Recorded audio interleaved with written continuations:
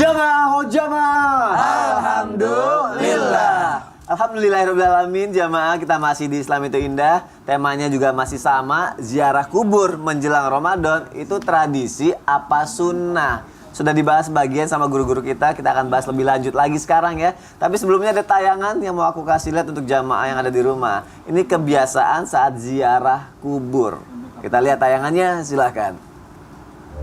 Meski suku dinas pertamanan dan hutan kota Jakarta Pusat mulai Senin 5 April memberlakukan pembatasan jumlah peziarah, sejumlah umat muslim masih terlihat antusias melakukan tradisi ziarah kubur ke makam kerabat mereka.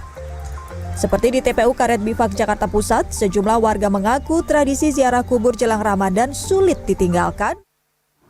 Masya Allah, Ustaz Syam kalau mau Ramadan suka ngeliat ya pemakaman tuh penuh gitu ya. Aku juga buka kayak gitu. pemesanan. Pemesanan apa? Pimpinan tahlil. Oh gitu. Tapi suka ada yang yasinan gitu kan. Suka ngeliat ada yang yasinan di kubur, di makam. Ada juga yang lagi yasinan sambil dudukin makam orang gitu kan. Nah itu boleh gak sih sebenarnya Ustaz Syam? Iya. Mohon penjelasannya Ustaz. Baik, bismillahirrahmanirrahim. Tabi guru Muhammad, Maulana Mas Soni serta guru-guru kami yang dimuliakan Allah Subhanahu wa taala. Mas Soni. Iya. Siapa? Keinget apa dosen kami dulu tuh kalau ngetes ngaji satu-satu. Ini tes, ini ngaji nih bisa jadi imam ini. Ini yang ini standby di kuburan ini buat nemenin orang tahlil katanya. Dan di tes ngaji kita tergantung dari bacaannya. Subhanallah. Artinya disuruh perbaiki lagi subhanallah. Maka kalau dikatakan apakah boleh seseorang menduduki makam orang lain atau kuburan orang lain? Maka Nabi SAW dalam riwayat Abu Hurairah radhiyallahu anhu pernah mengingatkan seandainya ada seseorang yang duduk di atas bara api sampai bara api itu membakar bajunya sehingga menembus kulitnya dan dia merasakan panasnya daripada bara api tersebut, itu lebih baik daripada dia duduk di atas kuburannya orang.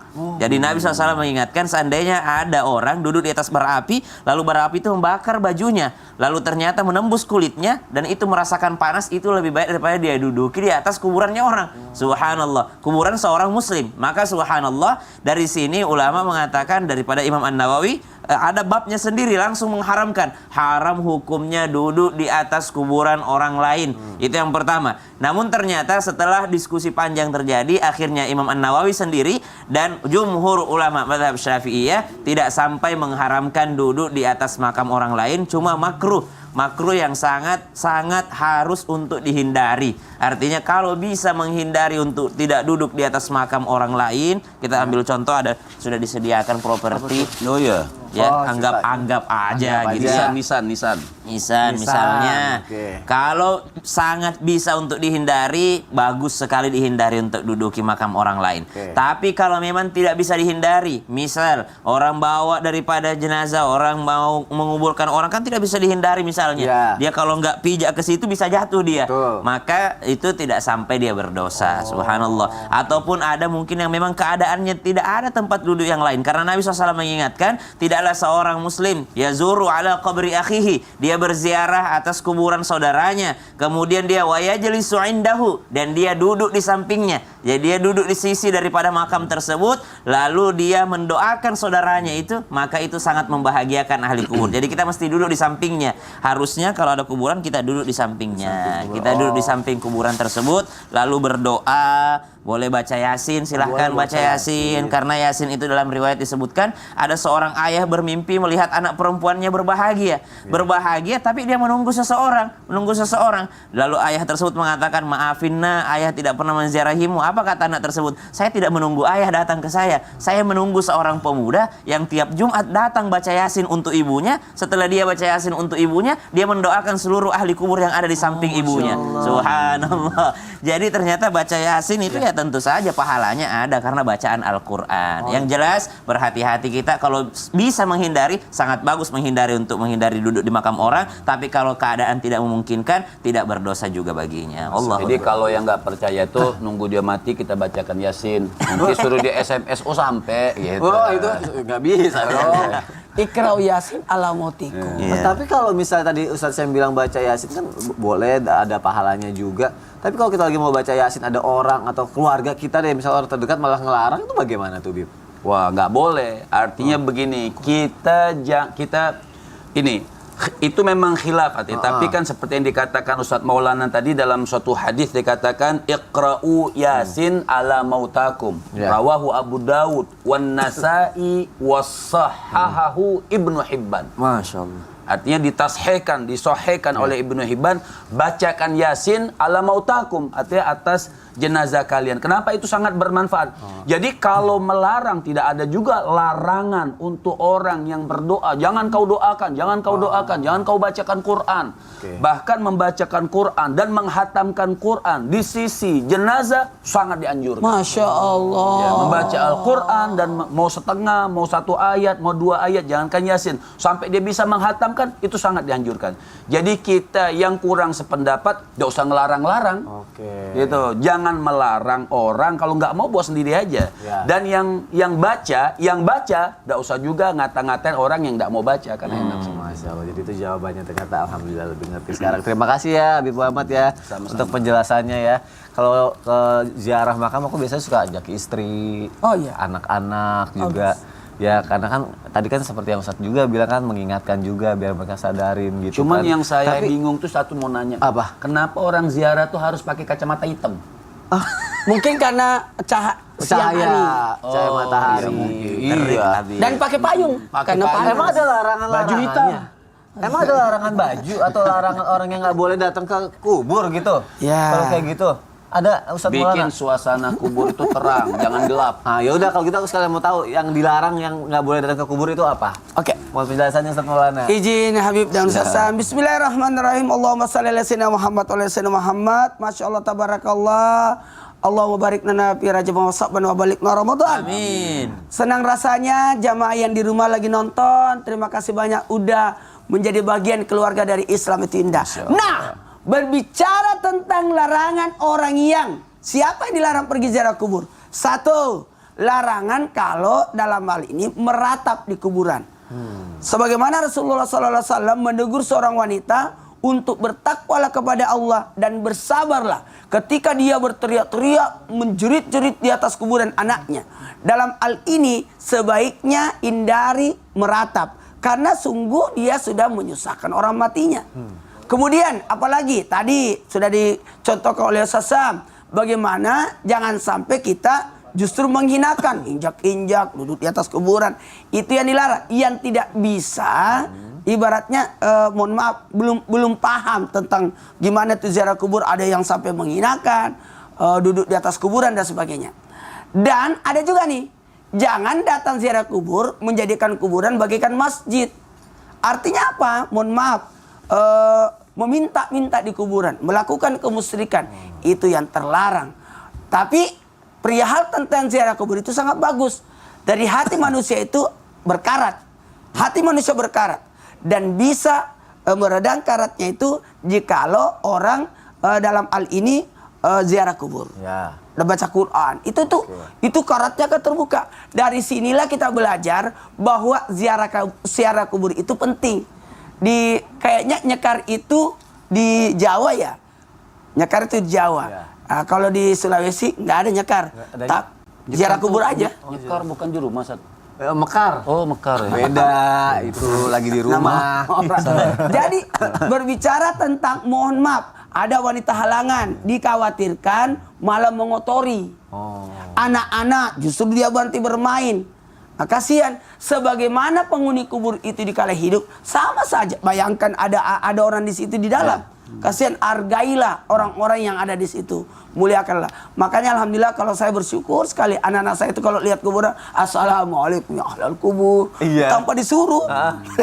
Karena makasih banyak nih guru-guru di sekolah sudah ngajarin anak-anak kami untuk bacaan ziarah kubur. Iya loh, aku masih gitu loh, aku juga. Enggak, anak-anak saya juga begitu. Iya. Mas Sita, Anwar tuh paling kencang suaranya. Kalau lewat pekuburan, assalamualaikum ya ahlal kubur. Selalu gitu. Jadi senang rasanya. Artinya apa? Dari sini kita bisa ngajarin anak-anak untuk satu, ingat akhirat lewat pendidikan.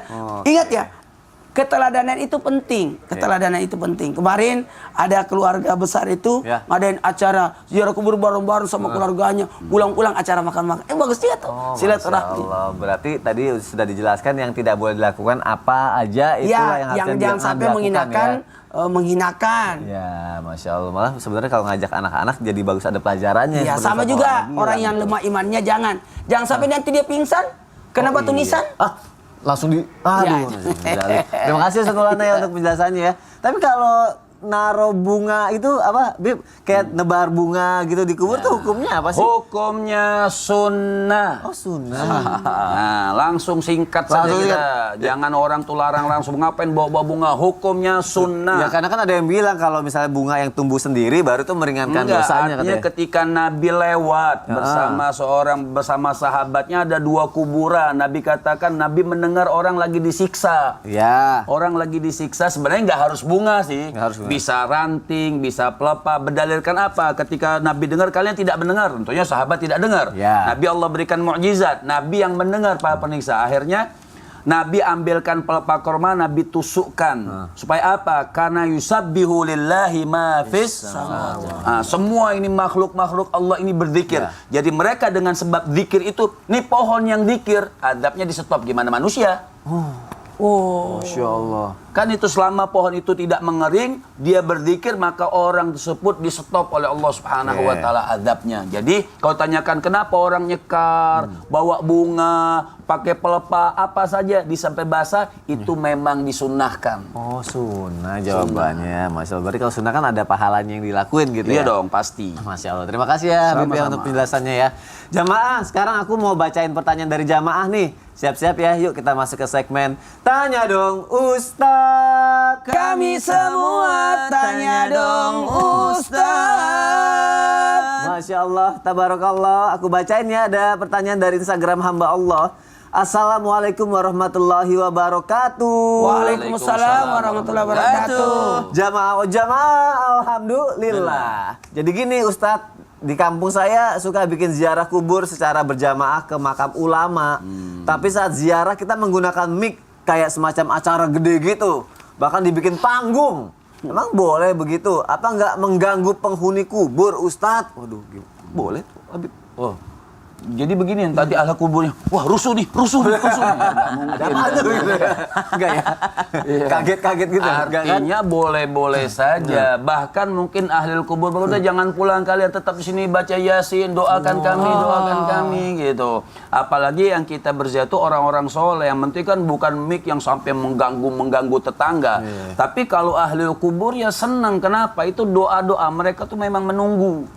Mereka tuh menunggu doa dari kita. Jadi intinya mau pakai acara atau berjamaah segala macam, jangan pernah melarang orang-orang tersebut mensyiarkan tempat tersebut. Jadi kan tempat itu nggak jadi serem juga. Jadinya bagus, nggak dibikin keramat sama orang kan gitu. Mungkin nggak boleh udah pakai mic apa segala macam dangdutan gitu. Nah. Ada organ tunggal di Nah situ. itu marah orang. Oh ya jangan kalau gitu. Baik, kita lanjutkan lagi aja ya baca pertanyaan dari jamaah nih. Ada lagi dari Instagram hamba Allah. Assalamualaikum Ustadz. Waalaikumsalam warahmatullahi wabarakatuh. Memang aku jarang ke makam almarhum mama. Pas aku ingin ziarah karena sebentar lagi Ramadan. Aku kaget Ustadz karena makam mama berubah jadi makam orang lain. Dan panik dan bingung. Kenapa bisa makam almarhum mama aku ditumpuk dengan makam orang lain yang bukan saudara sendiri. Aku udah tanya ke pengurus tapi mereka tidak tahu. Tapi kalau aku mendoakan almarhum mama, makam yang udah ketumpuk itu apakah tetap sampai? Terus posisi aku doanya mesti di mana katanya gitu. Oke deh. Ini dijawab melalui tausiah ya jamaah ya oleh Ustadz Syam. Silakan Ustadz. Untungnya berubahnya masih jadi makam gitu kan. Ada yang berubah jadi jalan tol. Ya Allah. Itu lebih bingung lagi ya. Berarti dia nyekarnya di tol. Tapi guru kami Muhammad Ustaz Maulana Mas Soni serta guru-guru kami yang dimuliakan Allah Subhanahu wa taala. Jadi ada orang bertanya, Ustadz rumah saya masih ngontrak. Bagus Anda rumahnya ngontrak. Ada orang kuburannya ngontrak. Jadi ada orang kuburan artinya kalau udah habis kontraknya diganti sama kuburan orang lain. Ini terjadi bukan hanya di Indonesia. Kita kalau berangkat umroh kuburan di Baki misalnya atau di kuburan di Ma'la itu kalau dia sudah diperkirakan sudah melebur dengan tanah, udah habis karena ada yang tanah yang menghabiskan tulang-tulang, maka itu diganti dengan kuburan orang lain. Diambil dulu kalau ada tulang-tulangnya dibungkus kembali tulangnya lalu dikuburkan di tempat yang lain, diganti dengan jenazah yang baru. Jadi memang di kuburan itu diganti orang-orangnya. Berarti dalam hal ini satu boleh Ya, yang kedua, daripada penggantian ini mengambil pelajaran daripada hal tersebut. Ternyata kita yang senantiasa sibuk menyiapkan rumah dunia, kadangkala lupa untuk menyiapkan rumah alam barzakh ini, rumah kuburan ini. Artinya banyak orang mempersiapkan surat-suratnya, BPHTB-nya, sertifikat tanahnya, sertifikat rumahnya, SHM-nya, semua dia urusin. Kalau untuk rumah dunianya, ternyata pada saat untuk kuburannya dia tidak perhatikan surat-surat segala macam. Akhirnya kuburan orang tuanya dihabisin nih, atau diambil orang lain, atau seperti apa. Maka subhanallah, mengambil hikmah bahwasanya ternyata kita penting juga untuk memikirkan itu. Jangan sampai kuburan orang tua kita hilang nanti, lupa nanti anak cucu, subhanallah. Yang kedua. Yang ketiga, bagaimana cara saya berdoa, Ustadz, kalau misalnya keadaannya sudah seperti itu. Kita ada lagi kuburan nih, ilustrasi lagi. Ilustrasi. Kuburan. Kuburannya ini ya, hybrid ya, bisa dipindah-pindah. Iya, benar. Misal nih jenazah ya, kuburan. Berarti kalau kiblat di sana berarti jenazahnya menghadap ke sana. Berarti kita kalau datang beri salamnya menghadap ke jenazah. Assalamualaikum ya ahlal kubur, menghadap ke beliau ya, menghadap ke almarhum yang sudah meninggal dunia, menghadap ke jenazah. Karena dia menghadap kiblat berarti kita menghadap ke timur. Ya, dia menghadap barat, kita menghadap ke timur. Assalamualaikum. Baru berdoanya pindah kita menghadap kiblat. Jadi kalau dari mana di mana saya berdoanya, setelah beri salam dari sebelah barat menghadap ke timur, berdoanya dia pindah ke sini supaya dia menghadap ke arah kiblat kalau memungkinkan. Tapi kalau tidak memungkinkan, kiblatnya adalah ke langit dimanapun dia berada. Artinya keliling itu bisa semua berdoa kepada Allah Subhanahu wa taala. Apakah tetap sampai doa anak kepada orang tuanya, untuk orang tuanya kepada Allah Subhanahu wa taala, itu adalah salah satu doa yang tidak ada hijabnya, atau doa yang sangat diijabah oleh Allah Subhanahu wa taala. Mau dia ziarah di kuburannya ataupun dia dari dalam rumahnya mendoakan orang tuanya, kalau dia anak kandung tidak mungkin salah server. Jadi kalau anak kandung tidak mungkin salah server, tidak mungkin salah sambung. Kalaupun dia cuma mengatakan ya Allah ampuni dosanya orang tuaku, udah sampai itu. Ya, tidak salah server. Tapi kalau orang lain yang mendoakan, mesti dia sebut namanya bin siapa. Nah, kalau dia ziarah kubur meskipun tidak disebutkan namanya karena udah ada di kuburan tersebut, itu sampai juga. Tapi beda kalau anak kandung. Anak kandung cukup dia mengatakan ya Allah ampuni ibuku, maka itu sudah sampai karena tidak mungkin salah karena dia adalah anak kandungnya. Kalau dia mengatakan ya Allah ampuni ayahku, maka itu pun sudah sampai karena dia adalah anak kandungnya. Wallahu taala alam. Siap ya. Oke, Sama-sama. kalau kita doakan, oh iya, kenapa? Bentar, aku ada yang takut mau aku omongin. Sebentar dulu ya, Beb. Bentar. Apa? Ustadz, emang bener ya kalau kita ziarah kubur ngomongnya itu nggak boleh keras-keras, harus pelan-pelan. Itu katanya takut penghuni kubur. Itu ada yang ngikutin. Mana? Nggak ada. Kaget. Saya yang jadi kaget jadinya. Ustadz aja aku kaget. Ya maaf, jangan kemana-mana ya. Kita akan bahas lebih lanjut perihal tentang kuburan setelah yang satu ini. Jamaah, jamaah. Alhamdulillah. Sode, tunggu. Ya Allah.